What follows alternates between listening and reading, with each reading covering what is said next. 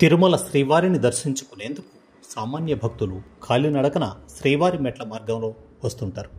ప్రతినిత్యం సుమారు 15,000 నుంచి 25,000 మంది భక్తులు ఈ మార్గంలో తిరుమల చేరుకుంటారు. ఇలా వచ్చేవారి కోసం శ్రీవారి మెట్టు వద్ద రోజు 5,000 దర్శన టోకెన్లను టీటీడీ జారీ చేస్తోంది. ఈ టోకెన్లు పొందేందుకు వచ్చే భక్తులు వారి వ్యాపారానికి అనుకూలంగా మార్చుకుంటున్నారు కొందరు. తిరుపతి రైల్వే స్టేషన్, ఆర్టీసీ బస్టాండ్కు చేరుకునే ప్రయాణికులు దర్శనం టికెట్ల కోసం శ్రీవారి మెట్టు వరకు చేరుకోవడానికి ఆటోలను ఆశ్రయిస్తున్నారు. సాధారణంగా రాష్ట్రంలో ఎక్కడైనా 25 కిలోమీటర్ల దూరానికి 40 రూపాయల వరకు, బాగా డిమాండ్ ఉంటే 50 రూపాయల వరకు ఆటో వాలాలు వసూలు చేస్తుంటారు. తిరుపతిలో మాత్రం కేవలం 25 కిలోమీటర్ల దూరానికి ఒక్కో భక్తుడి నుంచి అక్షరాల 1000 రూపాయల వరకు వసూలు చేస్తున్నారు. అలాని ఒక్కరిని తీసుకుపోవడం లేదు.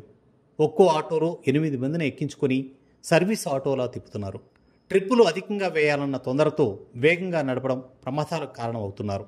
జరుగుతున్న ప్రమాదాలలో అత్యధికం ఆటోలే కారణం అవడమే పరిస్థితికి నిదర్శనం. భక్తులను మభ్యపెట్టి శ్రీవారి దర్శనం టోకెన్లను ఇప్పిస్తామని చెప్పి ఆటో వాలాలు ఇంత పెద్ద ఎత్తున డబ్బులు వసూలు చేస్తూ భక్తులను మోసగించడం పట్ల ఇప్పటికే పెద్ద ఎత్తున ఫిర్యాదులు వస్తున్నాయి.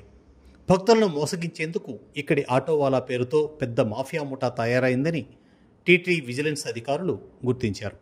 ఈ పరిస్థితిని అరికట్టేందుకు టీటీడీ బోర్డు చైర్మన్ బిఆర్ నాయుడు ఇప్పటికే శ్రీవారి మెట్టు మార్గం వరకు ఉచితంగా ఎలక్ట్రిక్ బస్సులు నడపాలని, ఆటోవాలా నుంచి భక్తులను రక్షించాలని ప్రయత్నాలు చేశారు. ఎలక్ట్రిక్ బస్సులు తయారు చేసే మెగా కృష్ణారెడ్డితో మాట్లాడి టీటీడీకి 10 బస్సులను విరాళంగా అందించేందుకు కూడా ఒప్పించారు. అయితే ఈ విషయంపై ప్రత్యామ్నాయం ఆలోచించారు టీటీడీ ఉన్నతాధికారులు. శ్రీవారి మెట్టు మార్గం వద్దనున్నటువంటి ఎస్ఎస్ దర్శన టోకెన్ కౌంటర్లను అక్కడి నుంచి శ్రీనివాస మంగాపురం ఆలయంలోనికి మార్పు చేస్తే కొంత మంచి ఫలితాలు రాబట్టవచ్చని ప్రతిపాదించారు. శ్రీనివాస మంగాపురం వద్ద టోకెన్లు తీసుకున్న భక్తులు అక్కడి నుండి ఆటోలతో పని లేకుండా నేరుగా శ్రీవారి మెట్టు మార్గం ద్వారా తిరుమలకు నడిచి వెళ్లే అవకాశం ఉంటుందని, తద్వారా భక్తులు ఆటో వాళ్ళ చేతిలో పడి దోపిడీకి గురయ్యే అవకాశం ఉండదని అధికారులు ప్రతిపాదించారు. అంతేకాకుండా అలిపిరి మార్గంలో కాలినడకన తిరుమలకు వెళ్లే భక్తులకు గతంలోలానే దర్శన టోకెన్ల కౌంటర్ను తిరిగి ఏర్పాటు చేయాలని నిర్ణయించారు.